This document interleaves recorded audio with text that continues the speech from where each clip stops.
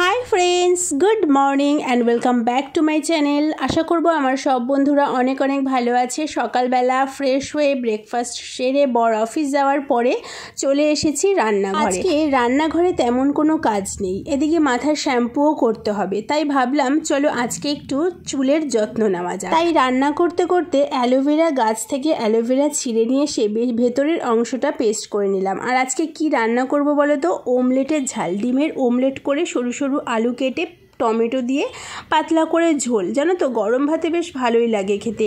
যেদিন বাজার যেতে পারি না কোনো কারণে, সেদিন আমি এই রান্নাটা করি, বেশ তাড়াতাড়িও হয়ে যায়, সবাই ভালোবেসে খেয়েও নেয়।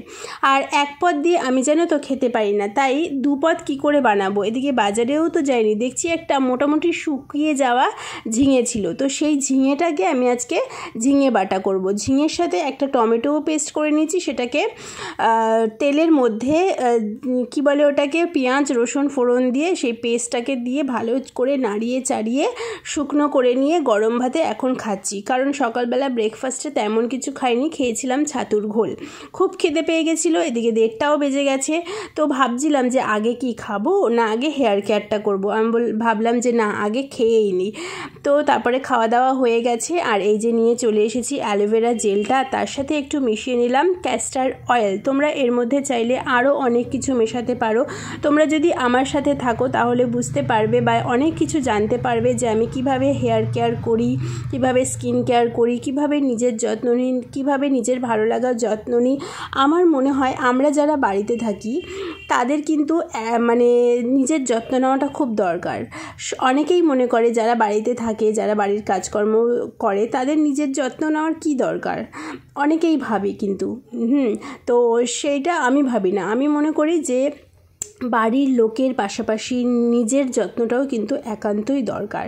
হ্যাঁ, শুধু আমি মেয়ে বলে তাও বলছি না, ছেলেদেরও কিন্তু, ছেলেরা যারা সারাদিন খেটে খুঁটে আমাদের খাবার জোগান দেয়, আমাদের কি প্রয়োজন না প্রয়োজন সেই সব জিনিসের জোগান দেয়, তাদেরও কিন্তু নিজের পরিচর্যা করা দরকার। ছেলেরা কিন্তু খুব একটা সাধারণত নিজের চর্চা করতে চায় না, কিন্তু আমি বলবো আমরা যারা বাড়িতে থাকি তারা নিজের যত্ন করো। প্লাস ঘরে যখন হাজব্যান্ড বা দাদা বা বাবারা আসবে তাদেরকে হাতে ফেস ওয়াশ দাও, তারা যাতে ভালো করে মুখটা ফেস ওয়াশ দিয়ে মুখ ধুয়ে বা বডি ওয়াশ দিয়ে মুখ ধুয়ে, সাবান দিয়ে, মানে বডি ওয়াশ দিয়ে মুখ ধুয়ে, এটা ভুল বললাম, মানে বডি ওয়াশ দিয়ে ভালো করে স্নান করে, বিশেষ করে পা, তারা সারাদিন এখানে ওখানে সেখানে ঘুরে বেড়ায়, পায়ের যত্নটা নেওয়া তাদের জন্য ভীষণ দরকার। সপ্তাহে 2 দিন তাদেরকে গরম জল করে দাও, গরম জলে একটু শ্যাম্পু দিয়ে দাও, দিয়ে পাটা খানিকক্ষণ চুবিয়ে রাখতে বলো, এবং সে যদি নিজে করে নেয় তো খুব ভালো কথা, আর যদি না করতে চায় তাহলে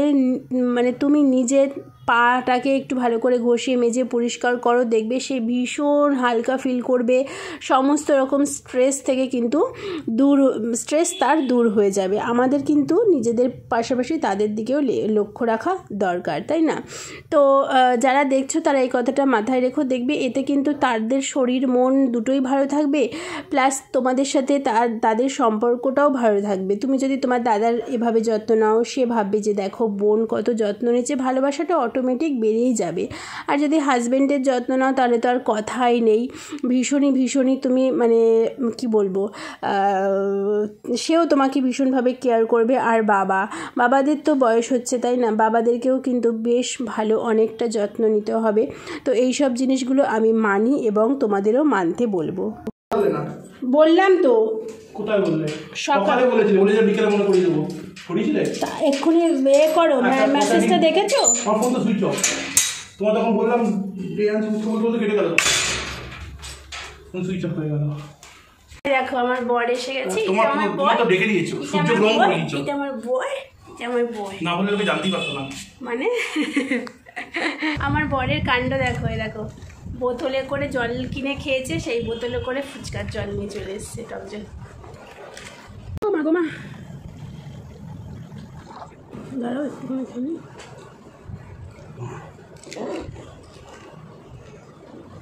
ফুচকায় না আমি কেন বলে তারপর মন থেকে মানে বলতে পারে না খাবো না। এই আজকে তো খেলে 8টার সময় গপ করে, আগের দিন নাটক করছিলে, গপ 15খানা ফুচকা খেয়ে নিলে। এবার ভিডিওতে বলবে আমি 15টা ফুচকা খেয়েছি, 4টা 5টা খেয়েছি। বলে দিলাম আগে থেকে, তুমি বলে 5টা খেয়েছি, 15টা ফুচকা খেয়েছে, ভিডিওগুলো কাট করে এখানে পেস্ট করছে। মিথ্যে কথা গো, 5টা খেয়েছো, 15টা ফুচকা এনেছো তুমি? 15টা ফুচকা আনিনি, ভিডিওতে দেখালে না, প্রায় 50 থেকে 60 টাকার ফুচকা এসছে, 60 টাকার ফুচকা এসছে। राते ये मौसम नदी का किनारा ये चंचल हवा ना ना ना ना ना। হয়ে গেছে আমার রুটি আর তরকাটা, জানো তো সেই পরশু দিনের, কিছু করার নেই, অনেকটা তরকা রয়েছে, আবার দোকান থেকে কেনা, তো ভালোই আছে দেখলাম, ওটাই গরম করে দীপকে দিয়ে দিচ্ছি। আর এই যে গরম পড়ছে না, এবার রুটি করতে একটু কষ্ট হচ্ছে। না পেঁয়াজ নেই কিন্তু, বলে দিলাম। হাই ফ্রেন্ডস, এখন বাজে কটা জানো? এখন বাজে 10টা 50, মানে 11টা বাজতে 10 মিনিট বাকি। আমাদের খাওয়া দাওয়া সব কমপ্লিট হয়ে গেছে। আর এখন আমি রাতে ঘুমোতে যাওয়ার সময় করব স্কিন কেয়ার। এর মধ্যে দেখো কী নিয়ে নিয়েছি, এর মধ্যে নিয়ে নিয়েছি টক দই আর একটু সামান্য হলুদ, আর এর মধ্যে নিয়ে নেবো এই যে কী বলে নারকেল তেল, জাস্ট 2-3 ফোঁটা দিয়ে নিলাম। রাতে ঘুমোনো, আমি যেদিন স্কিন কেয়ার করি না, বেশিরভাগ চেষ্টা করি স্নান করে উঠে দুপুরবেলা করার, আর নাহলে রাতে ঘুমোতে যাওয়ার সময় করার। তাহলে কি হয়, স্নান করে উঠে খেয়ে দিয়ে রেস্ট নিই, তো তখন আগুনের সামনেও যেতে হয় না, রোদেও বেরোতে হয় না। আর রাতের বেলা করলে স্কিন কেয়ার করে ঘুমিয়ে পড়লাম, সারা রাত যাই দিয়েই স্কিন কেয়ার করি না কেন মুখের মধ্যেই থেকে গেল, তো সেই কারণে করি।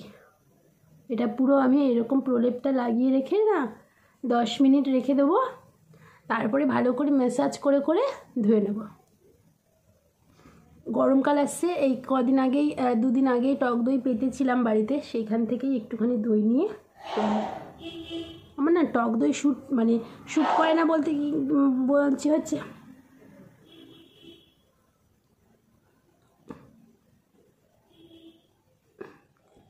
ভূত হু তোমরা যারা এখনও দেখছো তাদের অনেক ভালোবাসা আদর, সবাইকে বলবো যদি লাইক না করে থাকো একটা লাইক করে দিও প্লিজ। পরে কেবল কথা, আমি এটা টোনার, দেখো এটা কি বোতলের মধ্যে, এটা টোনার, কিন্তু এই যেই বোতলটা দেখতে পাচ্ছ সেই টোনারটা শেষ হয়ে গেছে। এবারে কি করব, অনলাইনে এটা পাওয়াও যাচ্ছিল না, তারপরে এটার মধ্যে কি করেছি জানো, গোলাপ জল, পাতি গোলাপ জল এনে এটার মধ্যে ভরে রেখেছি, ভরে এটাই ইউজ করি। গোলাপ জলও কিন্তু অ্যাজ এ টোনার ভীষণ ভালো কাজ দেয়। এই যে এই নাইট ক্রিমটা,